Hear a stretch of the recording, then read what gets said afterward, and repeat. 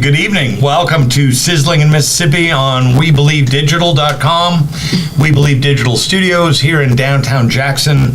We are so glad that you are joining us, and tonight is a very big night for a couple of different reasons. Not only do we have a really special guest with us tonight, but also the studio itself is right on the cusp of earning 1,000 subscribers, and we've been talking to you about that. It seems like on every show on this platform, and you have been responding, and we're just so glad that you're liking our content and subscribing and sharing it with your friends and all. And we're just really exploding. You know, the vision that Mr. Garrett had for this black-centric media company is really growing now, not only here on the podcast platform, but also in radio land. So We Believe now has its own radio station.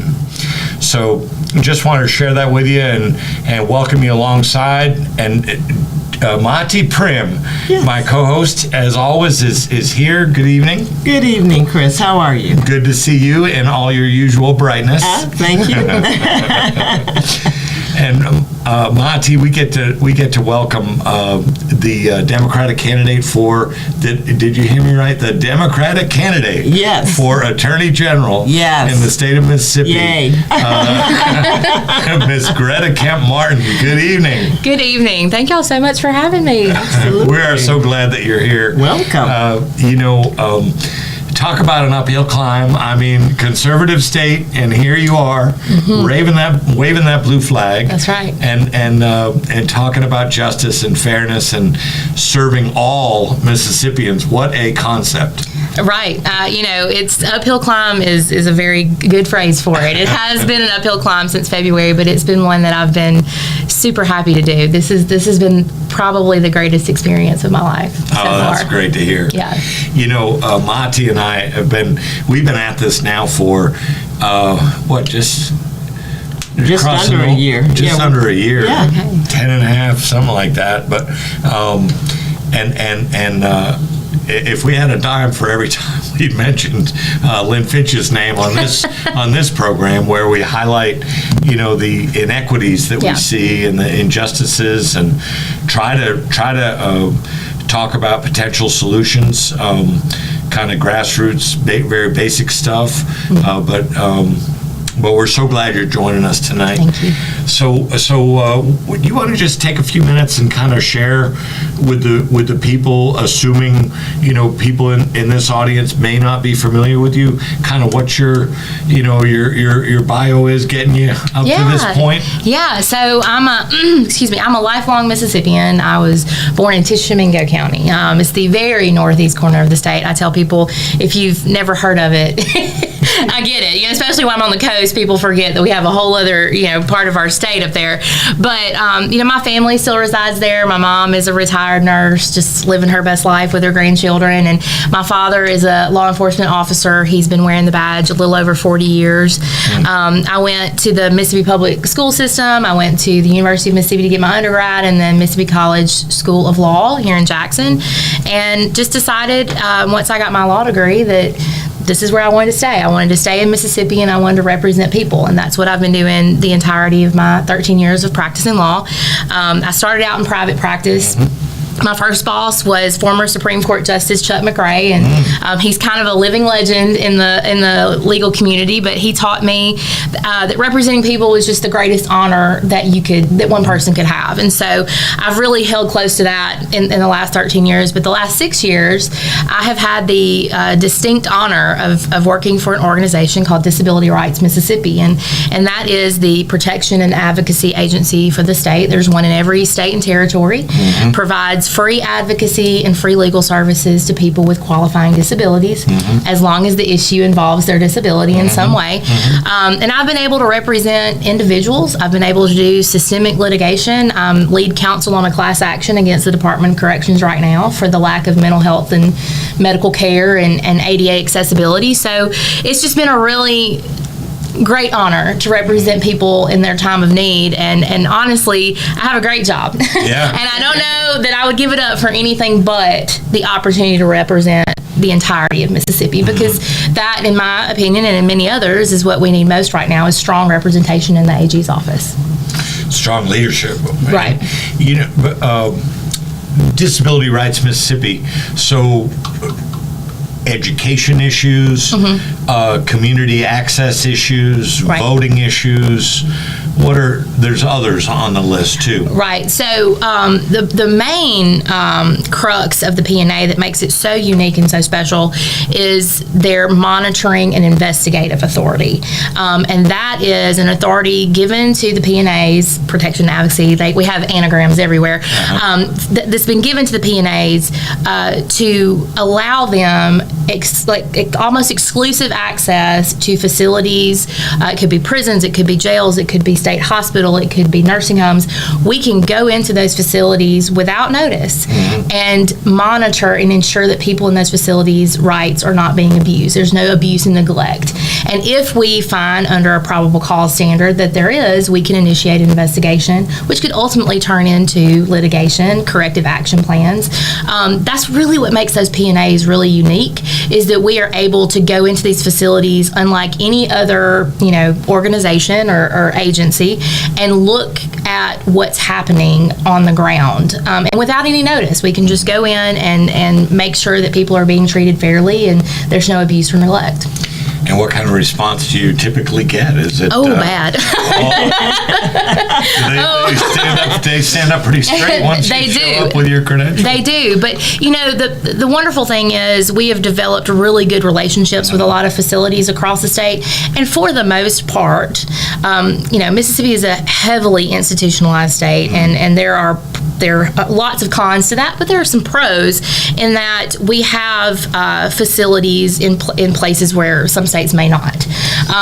We have a very big mental health problem. I'm sure we may get to talk about that later, but we have developed really good relationships with some of the facilities across the state, and there are people there that truly want to see people treated and transition back into their community and to be supported in their community. So with every bad facility, we have really good ones too, with caring people that want to do good work in Mississippi. That's great, because now the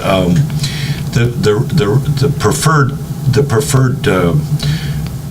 not course of treatment, but approach is really for only institutionalize the least amount possible and fullest community integration for people with mental health issues, right? Well, that should be. It should be. It should be the focus. Is institutionalization only in extreme cases, and the idea is always looking toward rehabilitation and transition back into the community, and hopefully you have those community supports in place. We have seen in recent litigation that that's not the case with Mississippi, that we do have a problem with our community mental health services, which it's just like recidivism, right? You see people who would transition out of incarceration, they don't have the appropriate supports when they get out into their community, and 9 times out of 10 they're going to be back in incarceration. It's the same thing with your mental health community as well. You have individuals who are institutionalized, they are released, they have no community supports. Well, what's going to happen? They're going to end up right back in those institutions. Yeah, well, thank you for that work that you're doing. That's I hope you have a succession plan in place. We do. For when you get elected on the 7th. We do, and it really makes me happy to say that if I have to put that succession plan into place, that the mental health community and the folks that are on the ground doing that kind of work that we do at DRMS, they're going to have a friend in the AG's office and somebody who is intimately experienced with what's going on across the state in that realm. I just think it's pretty neat that in an area that's so stigmatized, that's an absolute passion for you. Many people just want to get away and don't want to deal with the problems. And I saw that a lot in mental health and addictions counseling for myself. So I think that's neat that you've taken that on and feel the way you do about it. Oh, yeah. I mean, we have to have uncomfortable conversations about topics that have been stigmatized. We just have to. I mean, mental health is just one of many. And if you don't have people talking about it, you don't have people looking at solutions and making these public issues, in the forefront of talk, I mean, this is kind of why we're in the situation we are in Mississippi in many cases, because we have pushed things to the side and hidden them behind closed doors, and that's just not the way that you find resolution. Sure. Maati, do you want to talk about the press conference you went to as a separately, and maybe engage Greta with that, or do you want to wait and see if it falls in later, or No, I'd like to talk Go about for it. it. Sure. Yeah. Earlier today, there was a press conference in regards to Rankin County, the Rankin County Sheriff Brian Bailey, and demanding that his employment would be terminated for the safety and the sake of Rankin County and Mississippi in general. And so we were looking at that. We were also looking at what was called the Goon Squad, those 6 members of the police force in the Rankin County Sheriff's Office who have been absolutely brutal. I don't even know what adjective would fairly describe their actions, but against in general, but especially in the cases of Michael, Corey, Jenkins, and Eddie. Eddie Parker. And thank you. And it was the near rapes, the attempted rapes, and the tortures, and the waterboarding, and then of course Michael being shot in his mouth. Yeah. So you're running for the Attorney General. Lynn Finch has been largely silent on this issue. If you're elected Attorney General, what would your response be to this? I think when you are faced with that level of brutality coming from law enforcement officers, you have to be loud. You have to step in and tell people that this is wrong. Yeah. You should not wait for the federal government to come in and intervene before you step in and take action, which is exactly what happened here. I am the daughter of a law enforcement officer. I'm the granddaughter and the niece of law enforcement. I understand that there is a level of support and allyship that the AG should have with the law enforcement community. However, you also have to step in and be that oversight piece when something like this happens that clearly Sheriff Bailey had to have some knowledge of, and then did nothing. Right. I had a press conference a few weeks ago just on my law enforcement platform. My father, who, like I said, has worn the badge for over 40 years, stood right beside me. And I called for Sheriff Bailey's resignation. Okay. Then. Yes. Since then, we have found even more things that are worrisome about Sheriff Bailey's tenure. And I believe that his termination is 100% warranted. But what we have seen out of the AG's office with this case and many others is silence until her hand is forced. Right. And that is not how the Attorney General should act. You have to be proactive, not reactive. Right. And that's what people will get with me in an Attorney General, is someone who will face the fight up front the minute it happens, the minute my office is aware of it, not somebody that sits on the sidelines and waits for the federal government to come in and do my job for me. Right. Okay. Mm-hmm. And in something like that, when something so horrific comes up, I mean, wouldn't it be within the AG's purview to direct that he be suspended during the course of the investigation? Somebody that's the head of a... Absolutely. I mean, the Attorney General can conduct an investigation, can give their findings, can make suggestions to Rankin County. Again, they don't have to follow them, but ultimately the AG can pursue, charges, can pursue their own litigation against the Goon Squad and Sheriff Bailey if necessary, if that's what the evidence shows. But what we have seen is an Attorney General that just kind of sits back and waits to see if somebody else does the dirty work for her. Because I know, we all know, that there is a level within the Republican Party that if you come out against law enforcement, you look too woke, you look too liberal. Okay, these two things are not mutually exclusive. You can provide oversight to law enforcement and still support good law enforcement. I mean, it's a delicate balance, I get it, but the right person should be able to walk that balance. And I believe someone with the knowledge like I have of the law enforcement community that also understands the need for oversight can walk that line. Did they say anything about the petitions I remember Yes. there. Yes. They need about 30,000 signatures in order to force the governor's hand to make him force Sheriff Bailey out. Yeah, Yeah, and they have to be registered voters from Rankin County. they do. That's a lot of people. Okay, that is a Yeah. lot of people. Yeah. In one small area. Yeah. Was there anything else that really jumped out at you from the press conference? Well, I'm glad to see that it's forever diligent. Yeah. You know, you have the Rankin County NAACP chapter, and they have been absolutely stalwart on this, Yeah. along with other organizations. So I'm glad to see that. Yes. And it's bringing more attention to the issue.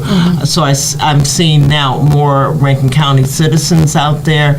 And of course, this has made some national news, and so that's a good thing. Yes. Yeah, Yes. that's helped to bring attention to this, which is often the case in Mississippi, that you do have to bring outside attention in order to get inside action. That's right. And that chair over there, Angela Harris, is just. Yes. They had that one press conference we were both at, or Yes. well, not more like a rally. Yes. Or, Yeah. You know, and Over at and, Pilgrim Rest Church. Yeah, and what was it? That was 5 days after or 5 days before she was getting a heart procedure, for God's sakes. Oh my Yeah. gosh. She's just Yeah. indomitable woman. Right. Yeah. Yeah, she doesn't stop. Yeah. Well, Greta, we got about 3 minutes to the first end of the first segment. What about this? What are some areas, if any, that the AG's office could be helping to address in regards to the healthcare crisis? I mean, we can't talk in Mississippi almost at this stage without mentioning the healthcare crisis. Are there any overlaps? Are there any areas that you see that the Attorney General, steadfast and diligent in her duties, should be doing that are not happening now? Well, I think, the AG can't make law. And so much of our healthcare crisis is it's left up to our lawmakers in the legislature. But I do believe when you are in any position of leadership, when you see such a large deficit in any area of our state, it is kind of obligated to you to use that bully pulpit that you stand on to talk about what's needed in the state.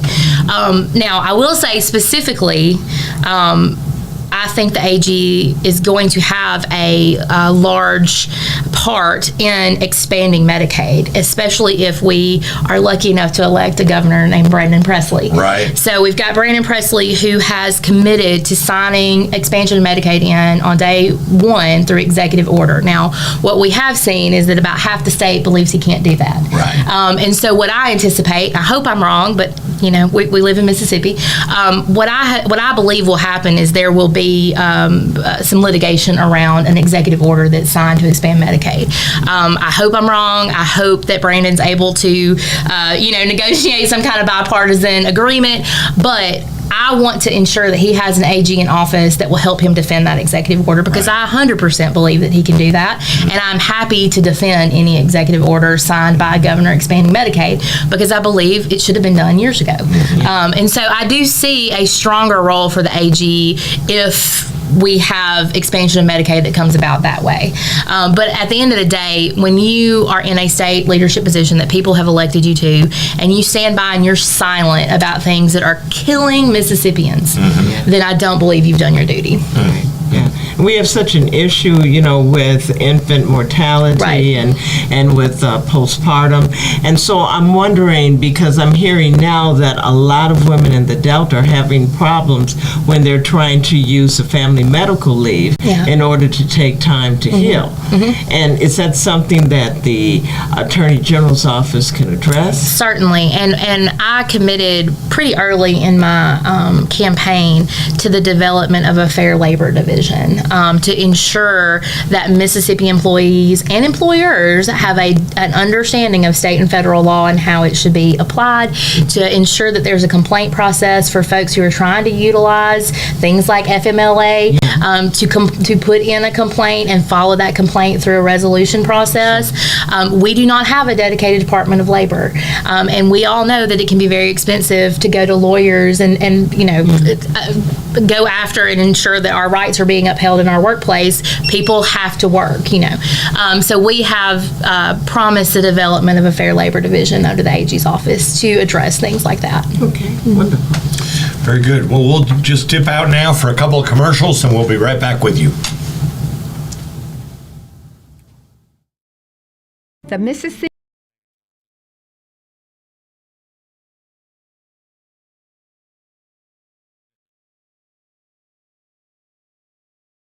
Are you dreaming of becoming an entrepreneur, but you're not sure where or how to start?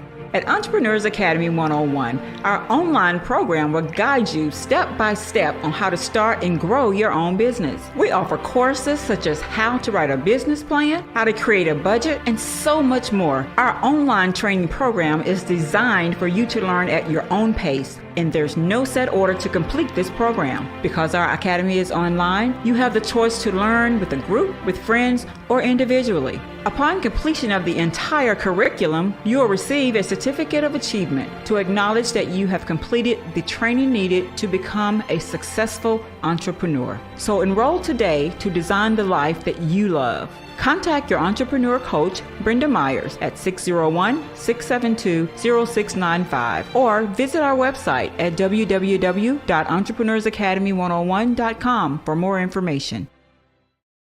Link is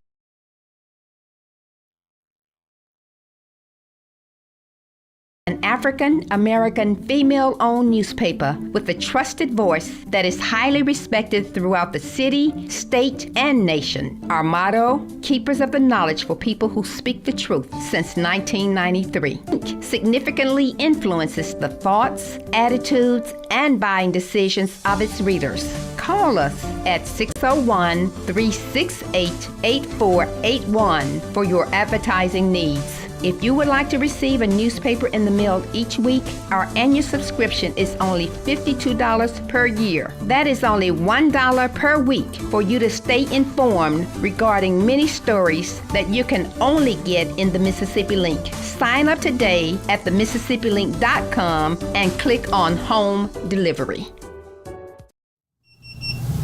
And welcome back to Sizzling in Mississippi. So happy to have our Democratic candidate for Mississippi Attorney General, Greta Kemp Martin, on hand with us tonight. And Maati, I think you got the next question. All right. Let's see. Mississippi has been investigated by the feds, the Department of Labor, the EPA, Environmental Protection Agency, the Department of Justice, the Office of Civil Rights, and over and over and over again for many years. I'm thinking about like the Emmett Till case. Yeah. And so how much of these investigations, or the need for these investigations, flow from ignorance of the law or absolutely devout devotion to the ancient culture of Mississippi? I think it could 100% flow from the ignorance of the law. But what's so shocking to me is that we have state leadership that repeatedly talks about federal government overreach. This is the scary Biden administration stepping in where they shouldn't. But 9 times out of 10, the federal government does not step in without notice. And I'm going to pull one example, but there are many. But the recent lawsuit against the Department of Mental Health that the federal government, the DOJ, the Department of Justice, brought against the Department of Mental Health with regard to the lack of community mental health care services. Before that litigation was filed, there was a letter issued to the Department of Mental Health, the governor at the time, the state of Mississippi, 10 years before that lawsuit was filed, that told the state, y'all are not doing this right. fix it. It's like a 15-page letter. It is readily available for anyone to read. Probably with a blueprint on how to fix it. With a blueprint on how to set up what they call an Olmstead plan and to ensure that we have community before they ever filed a lawsuit. So 9 times out of 10, these instances where the federal government comes in, whether it be the Department of Justice, whether it be the Office of Civil Rights, they do not do that without notice. They legally have to give notice.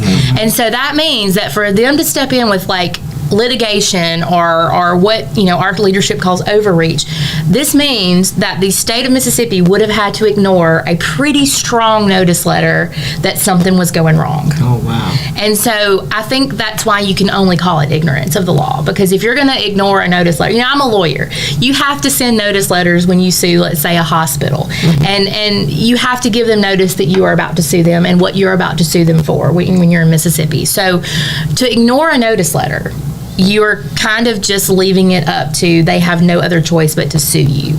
Yeah. So again, I think you have to attribute it to ignorance, because if you're going to ignore the notice letter, then the next logical step is litigation. They have to pursue it if you're going to ignore it.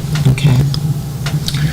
Greta, one of the things that came out when we sat down a few days ago to do an article for the Mississippi Link was this. I'm trying to remember how you worded it, but something like more often than not, this new legislation winds up in litigation. So, crazy question. I don't know if it was the middle of the night I thought of it or what, but so when a governor signs, and I don't care what, red, blue, whatever, when a governor signs legislation into law that is found to be unconstitutional, is there any penalty for that? No, not currently. Right now, the governor can sign into law anything that's put on his desk. Obviously, he can choose not to sign that law. But I would say at this point, not only is there not a penalty, but I don't believe that our governor or our legislature has, appropriate counsel. I think it's kind of an obligation of the AG's office to counsel our governor and our legislature on the constitutionality, the legality of some of these pieces of legislation that's coming through. Not all of them. We know there's thousands of bills that go through our legislature every session, but we know the ones. We know pretty quick the ones that are going to cause the stink, right? We knew about HB 1020 long before it hit the governor's desk. Sure. And our AG's office stayed silent on it, and now it's wrapped up in litigation, and we have seen that part of it has been stricken. So I think there is an obligation of the AG's office to provide some legal counsel to lawmakers and or the governor to ensure that will it stop all litigation on laws? No, but I think you have a duty as the AG to provide counsel there, and there is no penalty for signing in unconstitutional laws. Should there be? I don't know, that might be a different opinion for a different day, but absolutely, the ballot box is the best place that you can penalize someone for signing an unconstitutional law. Send them home, and certainly Governor Reeves has not had a problem signing an unconstitutional law. And Lynn Fitch is in action on so many things, as you saying earlier, that silent approach. Let's see if somebody else will pick up this ball and run with it, so I don't have to. Yeah. Maybe there'll be a penalty for that at the ballot box. Maybe the light will come on and people will see. It's like when you were sharing that whole issue about the that there shouldn't be any. There's no need to have any private attorneys involved in this largest wealth fraud case in our history. No, there is absolutely no need that Jones Walker should be representing the state of Mississippi in any form, in any case, with regard to this TANF scandal. This is absolutely something the Attorney General's office should be involved in, unless there's something we don't know about, whether she has some conflict in this situation. But how would we know that, right? We're not, the public has not been made privy to any information about this. We have no ongoing criminal charges for some of the top players in this scandal. And look, I have been raked over the coals about my opinion, my belief that the AG's office should have been louder about this, should have been talking about this. And I think people are misunderstanding me. I'm not asking my Attorney General to step out here and tell me her legal strategy, tell me her investigative plan, but she should say something. She is an elected official. Yeah. She should be involved. Look, if she wanted to hire Jones Walker, she should be telling the public why she hired Jones Walker instead of allowing her office to take care of it. Now, there's if I got the number right, there's about 300 staff over there. Yes. The AG's office. Mm-hmm. What would be your best? With you, it's going to be an educated guess of how many, because there's got to be a lot of support staff. Oh yeah. But actual attorneys, how many would you suppose out of 300 do they have? I would say that it's about half attorneys. Wow. I really do. I really think it's about half attorneys. Our legal support staff, like that's directly working over legal actions. So you're hearing what Greta Kemp Martin is saying here. This TANF scandal comes up, and the Attorney General's office has the wherewithal and already has the taxpayer-funded attorneys on staff to investigate this fraud case where they ripped off the poorest of the poor families in Mississippi, used it for pet projects, stints in rehab for wrestlers out in Malibu, California, volleyball facilities at USM, a fitness trainer for Reeves and Company, that kind of stuff. And now the taxpayers are paying again to hire attorneys this Jones Day. I mean, it could be Acme attorneys for all I care, but obviously it comes with a certain expense. 100%. So the taxpayers are paying once for the staff that's there that can do the job already, and now the taxpayers are paying a second time. That's right. For a whole other tier of attorneys. It's just, and this is the kind of stuff that makes us sizzling in Mississippi. It's just bizarre. You can't make. And Joni, it never registered on me till we sat down the other day. It never registered. You probably picked up on it, but that never registered on me that we already had the in-house resources. Right, but maybe they don't trust the in-house resources. Who? Oh, you mean, okay, maybe they're already paid for in a way? Well, maybe they just feel that, they want to go out and get A+++, and if they're not footing the bill, there's not a problem in doing so. I mean, they may not trust their own office, which would be amazing. But Jones Walker was not a coincidence. Jones Walker donates and has donors employed at that law firm that have donated significant funds to both Tate Reeves and Lynn Fitch's campaign. So they were not just randomly selected. And look, I'm not knocking Jones Walker. I know I have friends that work there. They're great lawyers, but I don't think this was the place for a private firm. And even before that, there was a private attorney, Brad Pygott, that was working on this case. And of course, it was all over the news that he was let go when he got a little too close to USM. Yeah. And so now, instead of paying the private attorney, Brad Pygott, great lawyer, still, I don't think there was a place for a private attorney in this case. Now we have a high dollar, one of the most expensive law firms in the state of Mississippi. Right. And I think it's, we're paying the AG's office for this type of representation. This is the state is entangled in this scandal, and of course the Attorney General's office should be involved. But at the very least, there should be an explanation as to why this was done instead of allowing the AG's office to represent. They should explain to the public why they're spending their money on a high-dollar law firm rather than just utilizing the AG. And to be perfectly frank, I think the Attorney General has some explaining to do as to why she has let Governor Reeves call the shots on this case when he is just as entangled as anybody else. Yeah, and just think of too what the message would be. I mean, to the people of Mississippi, if the AG's office stood up straight, was honorable in all respects, and brought this thing to a conclusion, as fairly and equitably, clawing back every last dollar that they could, boy, that would really bolster the confidence of everyday Mississippians in our Attorney General's office. Right. But instead, we get this rope-a-dope kind of. Yeah. It's elitism. It's what it is. Yes, Yeah. yes. That's You know. very good. Yeah. Yes. Yeah. Go ahead, have at it. Okay. So, as Attorney General, right? Yes. I'm assuming you would advise the legislature Yes. on the efficacy of legislative discussions and intentions, and if they were to ignore you, what would your options be? I mean, they would be limited. I mean, to be perfectly frank, one part of my platform has been I intend to develop a legislative advocacy unit within our administration that will monitor and look at legislation that's going through our legislature during session, and to provide opinions and counsel on those pieces of legislation, but to also propose legislation that we see throughout our time, working throughout the state with the AG's office. But at the end of the day, the AG is not a lawmaker, right? We have divisions of branches of government for a reason.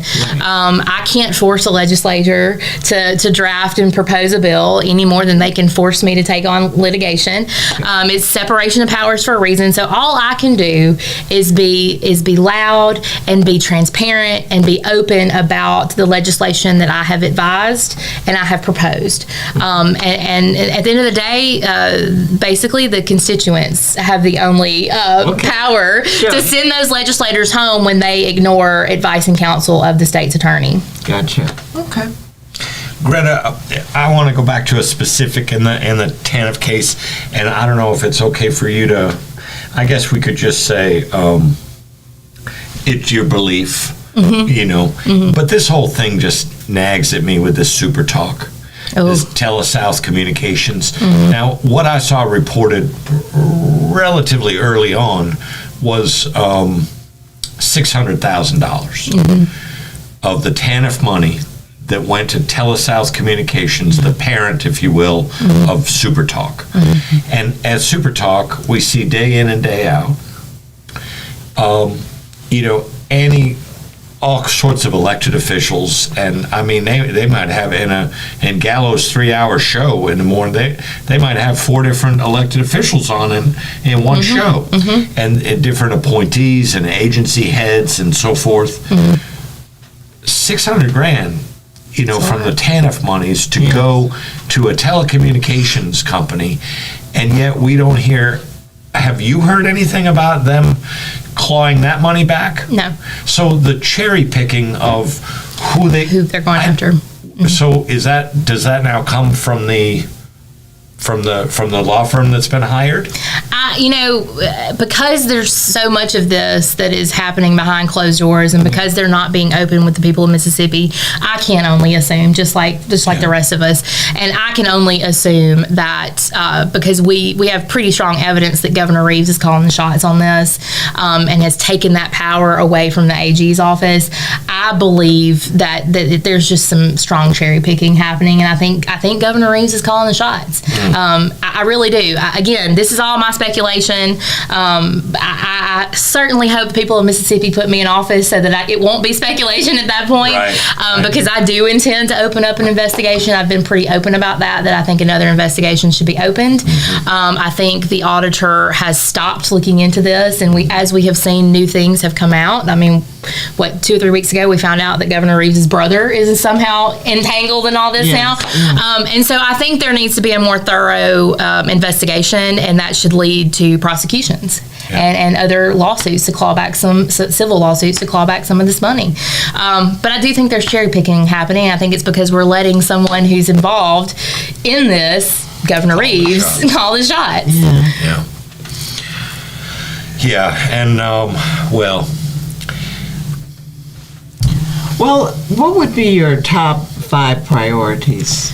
In office? Yeah, so we rolled out, my campaign it's called My Roadmap to Restoring Public Integrity. It's basically my very creative team took my 6 or 7 journaling pages. When I first qualified, I had all these journal pages of things I wanted to do, and they distilled it into this, platform. And then there's 9 different areas that I have focused on, but just some of those is, of course, public corruption. That is first and foremost in my mind, as it is with most Mississippians. Certainly law enforcement, both support and oversight, 2 different ends of the spectrum there. We also want to take a more aggressive stance in the prosecution and investigation of elder and vulnerable adult abuse cases. That comes from a lot of my Disability Rights Mississippi work, where I'm seeing a lack of resolution in some of those cases. And of course, I would be remiss if I didn't talk about women's rights. And that is, of course, mainly focused in healthcare, given that my opponent is the architect of the Dobbs case, which brought down Roe versus Wade. And while Dobbs is the law of the land, I intend to do everything I can do to ensure that women and physicians aren't criminalized for receiving the care that they need. My opponent has indicated her intent to track medical records across state lines for women that are seeking abortion care in states where it's available. That's just not a priority that I think any politician should have. So I will certainly not have that. But women's rights is one of the reasons I got in this race, and so it is certainly a very strong pillar of my platform. And then, of course, we have another priority of developing initiatives or divisions within the AG's office that are helpful. So like the Fair Labor Division. We also have talked about the development of a conviction integrity unit for cases of people who are wrongfully incarcerated. And we're going to talk a little bit more about that tomorrow at a press conference. I'm very excited about that. But it's definitely a 9-point roadmap that I would love to I could sit and talk about all night. Like I said, I journaled about it for days after I qualified. But it's not exclusive of everything I want to do, but certainly my top 9 priorities. Well, October is National Domestic Violence Awareness Month. And so as the AG, Mississippi has a climate and a culture of this, and we're actually number 1 in terms of violence, domestic violence against women and vulnerable persons. So what can the Attorney General's office do to address this issue? Well, there's a few things, and we talk about that under my women's rights prong. And certainly I know that it is not just a women's issue, but it is a mostly women's issue. One, I believe that Mississippi could benefit from what's called a Domestic Violence Fatality Review Commission. And that's something that my office would lobby for, but essentially that is tracking how many suicides and deaths are related to domestic violence in Mississippi, in hopes that it would help the legislature construct better legislation protecting victims of domestic violence.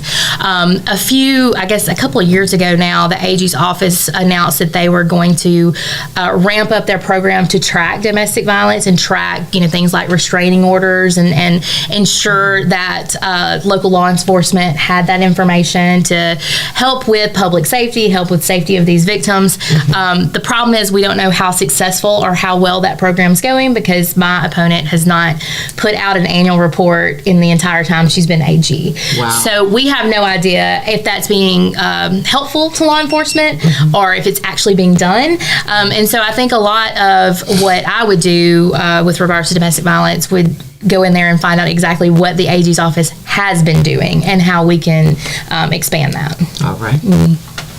Very good. So we'll dip out again for a couple of commercials. We'll be right back with you. Have you had your Earthblend coffee today? At Earthblend Coffee, we take pride in offering you the very best of beans across the world, blended and roasted to perfection, giving you superior quality and satisfying and flavorful taste. Experience the world in one cup with Earthblend Coffee. To order, visit earthblendcoffee.co now. Hey, have you heard about the Accountable Card? It's more than a card. It's a complete mobile banking service that's accountable to all of us. You'll get a no credit check debit card good anywhere Visa is accepted. to make purchases, deposits, even get or transfer cash with an FDIC-insured bank account managed from our smartphone app. There's even a pre-approved no-interest line of credit if you need emergency cash. So why go to the bank when you can have ours in your pocket? Get accountable. Just download our app today. And welcome back to Sizzling in Mississippi, our final segment with Democratic Attorney General candidate Greta Kemp-Martin. So glad she's with us tonight. We're really hopeful for her, wishing for the best for her on November 7th. And when we were just offline during commercial, we were asking about what's it like when a new person goes into office and all. Could you kind of repeat that a little bit for the audience? Yeah. So historically, the AG's office has been a Democrat since 1848. So Lynn Fitch is the first Republican in like 150 years. But what we have seen when one AG takes over for another. So, for example, when AG Mike Moore left office and Attorney General Jim Hood took over, you see a pretty smooth transition. They keep people on. You want that continuity from your offices. You want people with experience that are coming in and helping you build your administration. When Lynn Fitch took office in 2019, there was a pretty large termination that happened. And we're not talking just terminating people that were just loyal to Jim Hood. We're talking about terminating people that have been working there for 2 decades, that were close to receiving their retirement benefits, that were cast out and terminated in the middle of the night via email. And I have seen some of those. I mean, I've talked to these individuals, so this is not me guesstimating here. And so we really just saw her come in there and just obliterate everything that Jim Hood and Mike Moore and those before them had put in place. People who had been working for the state of Mississippi for years and had that experience that is so needed when you've got a new person coming in and taking over an administration. I think it really shows some significant partisanship to go in there and just terminate people because they worked for your previous, not even her opponent. I mean, Jim Hood did not run against Lynn Fitch. Right. He left office to run for governor. So it's not like she was firing the employees of her opponent, which still would be awful, but she just went in and cleaned house and lost some really good attorneys, some very experienced and knowledgeable attorneys. And I remember seeing some news reports back then of a lot of women. And it shocked me at the time that a lot of, and some people were speaking up about it, and some people in, let's say, not the highest paid jobs there, all of a sudden out there, looking for work with little or no notice. And it just surprised me to, because you often hear there's some management technique of shake the tree and see what, but to see that from a woman, I was really shocked by that. She's very, strongly on this empowerment of women agenda that she has post-Dobbs. She felt like the bringing forth of Dobbs and the fall of Roe would empower women. Now, her different definition of empowerment is quite different than I think yours or mine would be. But what we have seen is not only did she do a mass termination of women in her office, but the women, she likes to tout that she has women in her office, she pays them equally, but we're talking about the woman that wants to empower women also does not provide paid maternity leave. Right. So, I mean, again, I don't know what your definition of empowerment of women is, but it certainly isn't that. So it was very shocking to me. I remember that being in the news as well. And again, I just don't know what definition that falls under. Yeah, when you think of the famous culture of life, the idea of not giving new mothers that little, it's the tiniest chunk of time really in the grand scheme of things, but so critical. 100%. So critical. She had the opportunity, being the person that brought down Roe, she had the opportunity to show that she was pro-life, truly pro-life. Right. And I don't like that phrase, but she had the opportunity to say, look, not only am I paying my female workers equally to their male counterparts, I'm giving them paid maternity leave. Right. I'm giving paid family leave. Right. This is how pro-life I am. And she missed the opportunity. Instead, we get this database now, this maternal assistance thing that doesn't even serve the Delta, doesn't even serve a whole chunk of our state, that all it does is compile resources that have been there forever. They've always been available to Mississippians, and she basically believes that that women, single moms, mothers, have time to go on this website and find these resources when they're probably juggling 3 jobs, kids, husband, partners. I mean, it's just to me it shows. One of the ways it shows real disconnect between her and Mississippians. You do not understand Mississippians if you believe a single mom of 2 with 3 jobs is going to jump on a database to try to find where she can get diapers. Right. I mean, that's just, it's entitlement at its finest, in my opinion. Well, speaking of that connection, we've got a few minutes left. So, what would you share with the audience about? I mean, you've got this Mississippi born and raised, strong law enforcement, and you say your mom was a nurse. Mom's a nurse. Still a nurse. Well, she's retired. Okay. But she said once a nurse, always a nurse. So I try to make sure. My mom was an RN, and she had a little sign on the bathroom wall that said, "Nurses call the shots." That's right. And my mom does. My mom calls the shots. My mother was an RN too. Okay, nurse moms. That's great. I love it. Have tea one day. So yeah, and then you're this extra special work with the disability community. I mean, you're pulling all this together. Greta, it seems to me that the die is cast, that this is a natural progression for you, that you can bring this all together. And what would you share with the audience in terms of kind of capping us off tonight on what you offer and what you can plan to deliver if people can just get out there and vote and cast their vote for you on November 7th. Well, I got into this race because I believe that Mississippians deserve better. They deserve a better governor. They deserve a better Secretary of State. And they deserve a better Attorney General. That role is set up to be, it's dual. It's the state's lawyer, but it's the people's lawyer. And we need somebody in that role that knows how to represent people. I've dedicated my whole career to representing people, and I'm good at it, and I love it. And if I'm not successful on November 7th, I'll go right back to doing that at Disability Rights Mississippi. But Mississippians deserve someone that's going to get in there and fight for them. And the only way to pull us back to the brink where we're at now is if we elect good people in these roles, people that are ready to roll up their sleeves and work, people that have lived in Mississippi and understand Mississippians. We have one of the most dynamic gubernatorial candidates I've ever seen in my lifetime. In my 20 years of voting, this is it. We have folks like Ty Pinkins and Brad Bradford who are down ballot with me, who, want to do nothing but get out here and work for Mississippi. And that to me, and with no other ulterior motive.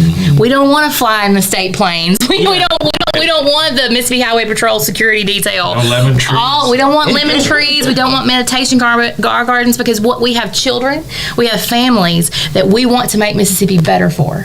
I have had the pleasure of being the bonus mom to 3 children, and I have a niece and a nephews, and I want them to stay in Mississippi. I want them to stay here with us, and I want this to be a place where they can thrive. And so that's why I got in this race, and I hope the people of Mississippi are as ready for a change as I am, and I hope we see that on November 7th when we all go to the polls. Wonderful.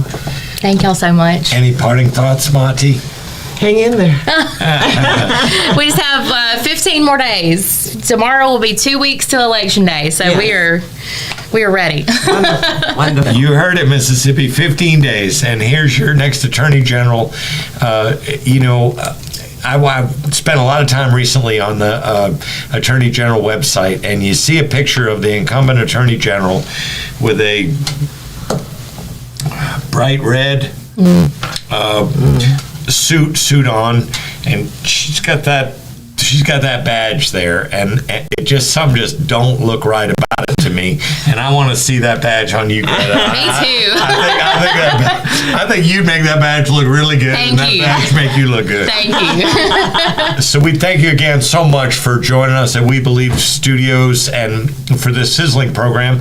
And we'll be Maati and I'll be back next Monday night at 6:30 for another edition of Sizzling in Mississippi. And then the following Monday we'll be off, and that's election eve. But we'll see you back next Monday. And please don't forget, when you get in that ballot box, Greta Kemp Martin, Democratic candidate for Attorney General. Thanks so much. Take good care of yourselves and each other. We'll see you back next week. Looking for the hottest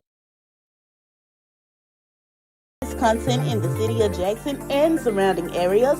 Check out WeBelieveDigital.com. Also follow us on Facebook, Instagram, TikTok, and YouTube. We Believe Digital Podcast is here for all your podcasting needs.